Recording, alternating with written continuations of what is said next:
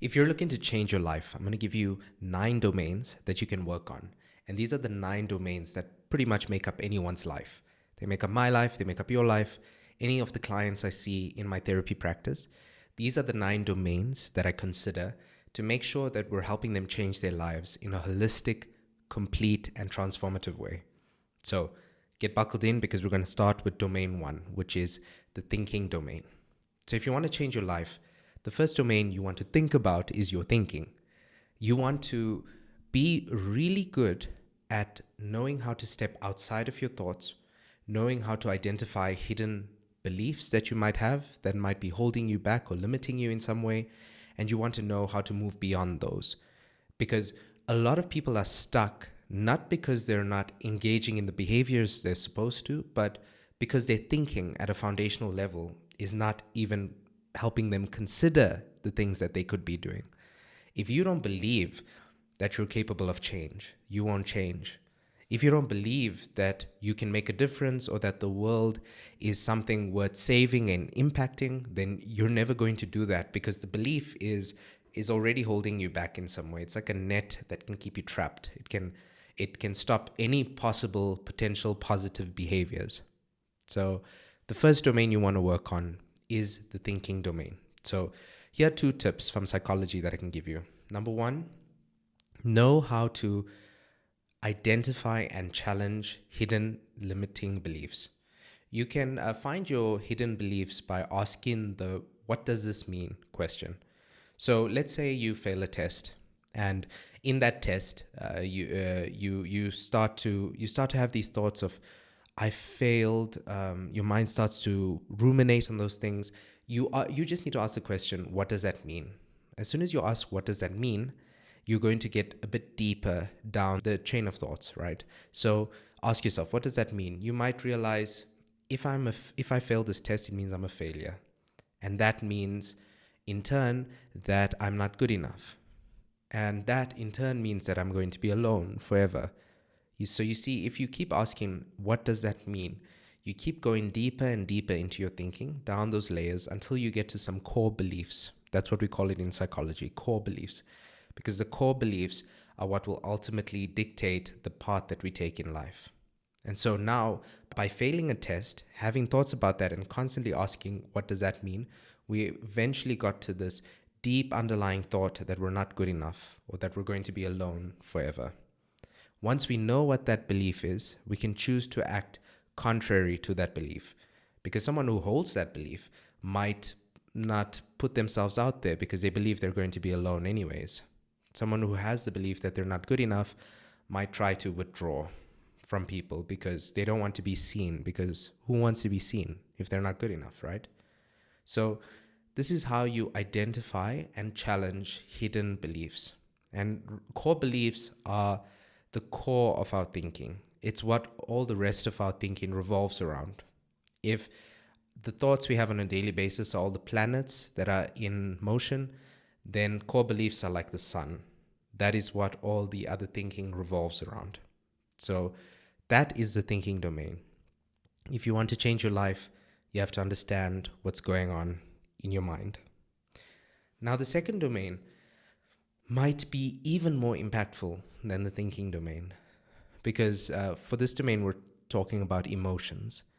Emotions are like thinking on steroids, because they have a lot more punch to them. They have a lot more weight. This is why if you're feeling a certain way, it's hard to believe the opposite of that. So sometimes thinking is a servant to how you're feeling, because feelings are a lot more punchier, right? If you don't feel good enough, even if people are giving you logical reasons about why you are good enough, it can still be difficult to believe that, to think that you are good enough, because you don't feel good enough, right? And so it's really important to understand how am I feeling? And once you know how you're feeling, you will be better able to process that. And then you also need to know how to downregulate intense emotions, and you need to know how to accept emotions that you might be at war with. And so let's start with the first, downregulating intense emotions. The simplest way to do this, if you're feeling really panicked, really anxious, and that intense emotion is stopping you from behaving in the way that you want and changing your life, Then you can use a simple breathing technique where you breathe 4 counts in and 6 counts out. That might not work for everyone, but in general, that is what helps the most to help downregulate someone emotionally. So if you're feeling really intense emotions, consider taking a 4-second breath in, 6-second breath out, and then doing that, I would say, for about 5 minutes. If you do that for 5 minutes on a daily basis, you'll notice that the intensity and the frequency of really difficult emotions starts to decline over time. And that's because you are calming the nervous system. And when the nervous system is calm, emotions aren't as chaotic anymore. So when it comes to changing your life, you need to know how to work with the emotional domain. And one part of working with the emotional domain is knowing how to bring down those really intense emotions. So the second thing when working with the emotional domain is knowing how to accept your emotions. Because if you can't accept certain emotions, if you can't feel them and process them, then you're going to spend a lot of time trying to avoid those emotions. And that's a problem, because usually the ways in which we avoid negative emotions is by getting ourselves into trouble. It's by engaging in numbing activities, such as trying to drink our difficulties away, using drugs. We do it by distracting ourselves from the things that are actually important. Trying to avoid difficult emotions also sometimes means that we don't have important conversations with people because we know it's emotionally charged. Avoiding our emotions sometimes means that we don't take risks in the pursuit of our dreams because we feel anxious about if we fail or not. And so we'd rather avoid the anxiety than pursue the dream. So oftentimes, avoiding emotions comes at the cost of pursuing what you want. Sometimes that's an either or choice. You either avoid the emotion or you pursue what you want. That's not always the case, but a lot of the times it is. And so something you can do there is to decide what you want from life. And then once you do know what you want from life, you can go through a process of accepting what emotions are going to come with that.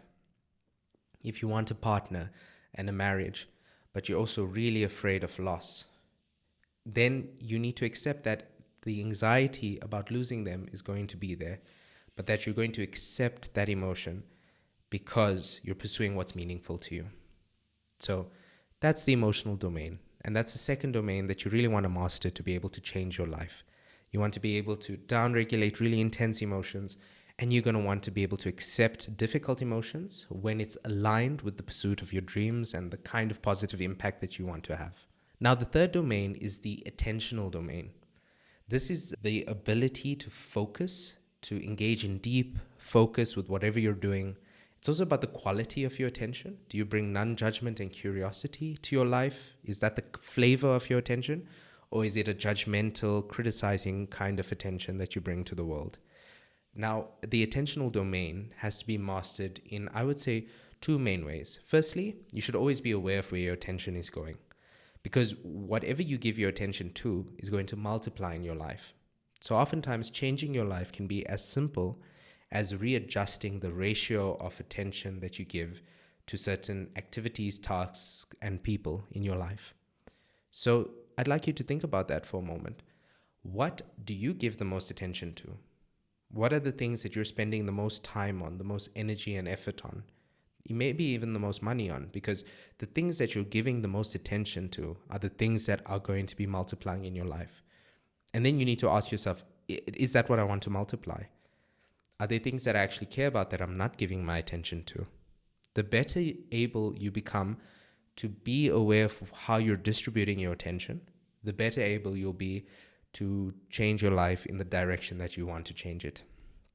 Now, the second thing you want to be able to do with your attention is to be able to focus on something for a long period of time. This is especially important if you want to engage in some impactful or meaningful work. You can't do that. You can't devote yourself to a cause or mission if you can't even focus for a sufficient period of time. The good news is that attention can be developed over time. You can increase your ability to focus, to not be distracted, to engage in deep concentration for longer periods of time. And the way you do that is by practicing doing that. So you actually, You try and concentrate on something, and you try to keep expanding that time frame. It only comes with intentional practice. You can't just wait for situations where you need to focus, like for a test or something like that. You actually have to think about how you can practice engaging deep and sustained focus for long periods of time, even when you don't necessarily need to. Because just like a professional athlete, they don't just wait for the Olympics to perform at their highest level. They train on a daily basis or almost every day to be able to increase that capacity. You have to do the same if you want to increase your ability to pay attention. So, moving on to the fourth domain. The fourth domain that's really important to change your life is the self-related domain. That's all about how you view yourself, what your relationship is to yourself. What's that image? What's the image that I have, that image of Nevern in my own mind? And how is that image of myself influencing what my life becomes and what my life is like? Because ultimately, we only create the kind of life that is aligned with the image that we have of ourselves. If we don't feel good enough, we don't pursue things that could be good for us.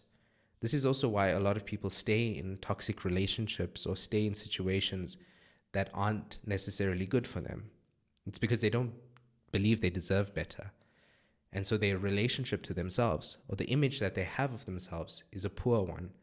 It's one that doesn't allow them to expand and to become more and to get more. So when it comes to the self-related domain, you want to make sure that you have a healthy view of yourself, that you have a healthy image of yourself.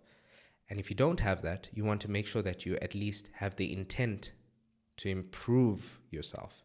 So this comes with things like self-compassion practices. You can do that through guided imagery, by imagining a younger self that's in pain. If you're struggling in your life at the moment and you want to change your life, you can imagine what's that version of yourself that's stuck. How old are they? How do you see them? And then you can imagine giving that inner child some compassion, some empathy, some understanding. Instead of judging them, instead of saying they're not good enough, checking in with them, asking, what is it that this version of me needs? How can I support them rather than criticize them? Because high criticism with low support is not a good formula. We know this from parenting and from developmental psychology. Children who have parents who are highly critical but not supportive, not practically supportive, those children tend to be more depressed and anxious. So if you want to change your life, you have to start with this foundational image of yourself. How do you see yourself? And do you believe that you deserve better? If you don't believe that, then it's going to be really hard to change any other aspect of your life. Now, the fifth domain that's really important is the motivational domain.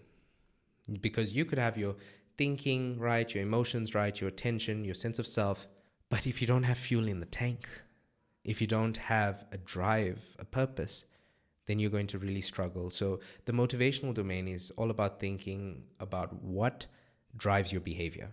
Because a lot of people lack some sort of long-term motivation, and because of that, they're just victim to whatever short-term pleasure comes their way. They're like a leaf in the water that's just been washed around. You don't want to be like that. You want to have some sort of long-term motivation that can align your daily behaviors in terms of what you really want for your life. If you don't do that, you're just going to scroll on social media. You're going to eat whatever you want. You're not going to take care of your body or your mind, because there's nothing bigger that you can devote yourself to. No, nothing bigger or outside of yourself.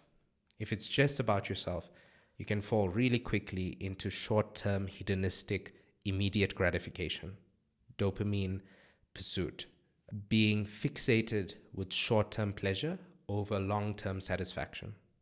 So when it comes to mastering the motivational domain, you want to think about what your purpose is. What contribution do you want to make? A really good thought exercise we use in therapy is, at your retirement party, what do you want people to say about you and about the work you do? That can be a really useful way to uncover what's meaningful for you in the long term, and then you can devote yourself to that. So that's the motivational domain. Now, the sixth domain is your behavioral domain. That is where the rubber meets the road, because ultimately, if we're going to have a positive impact in the world, it has to translate into our behavior. We can get everything right internally, emotions, thoughts, motivation, everything. But if we're not able to translate that internal energy into our hands and feet and get ourselves moving and walking and shifting things in the real world, then we just have lots of potential without impact. And ultimately, we want to have a positive impact in our lives and the lives of others. So the behavioral domain is all about getting your behaviors right. This is where you want to develop the skill of being able to form good habits, being able to break bad habits, being able to get really good routines going on, such as morning routines that allow you to conquer the day before it's even begun. That is what the behavioral domain is about. How do I procrastinate less? How can I show less impulsivity? How can I engage in the behaviors that are enjoyable now, but also good for me in the future? How can I engage in the behaviors that are good for me, but also good for others? The behavioral domain is all about aligning your behaviors between self, other, now, and then. If you align your behaviors to benefit you and others now and in the future, then you've conquered the behavioral domain. So these 6 aspects are what you could say the psychological aspects. But there are 3 other domains that are really important to changing your life. And this is where it comes to managing these other domains, because they're sort of outside the individual. The first one is the biological domain. This is where you think about sleep, diet, exercise, substance use, stress management, all those things that affect your body. Because ultimately, if we're going to change our lives, we need a really good, healthy working vehicle to do that. Our mind is the product of our body. The mind emerges out of the state of our brain and body. And so if we want to be able to keep a really pristine mind, and if we want to change our lives, we have to work on the basic building blocks of our biology. So that means getting about 8 hours of sleep if you're an adult. That means eating highly nutritious, low sugar, low processed foods. That means staying active on a daily basis, because increased blood flow means a better functioning brain. So that's the biological domain. The second domain that's outside of human psychology is the social domain. That is what's going on between people.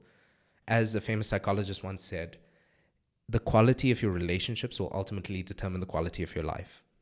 So if you want a high quality of life, you have to have a high quality of relationships. You have to manage the social influences around you, because people can influence us in all sorts of ways. So you want to really keep a close eye on who's influencing you and in what direction. Are they helping or are they hindering you? So that's what the social domain is all about. Now, the final domain, if you want to change your life, is something that I think is so obvious, but I have to say it because some people miss this sometimes because they're so focused on the subtler things. But the really obvious domain is the contextual domain. What is going on in your life at the moment? What are the stresses in your life? What's your job like? What is the state of your home like, your immediate environment? Because the environment can have a huge impact on what our life is like. Sometimes we are limited by the environment that we're in, the way our workplace is structured, the way our home is structured, the things that are around us, the things that we see on a daily basis, the current life events. Have we just been through a trauma? Have we lost a loved one? What developmental period are we in currently in our lives? What's the social, political climate like in our lives at the moment?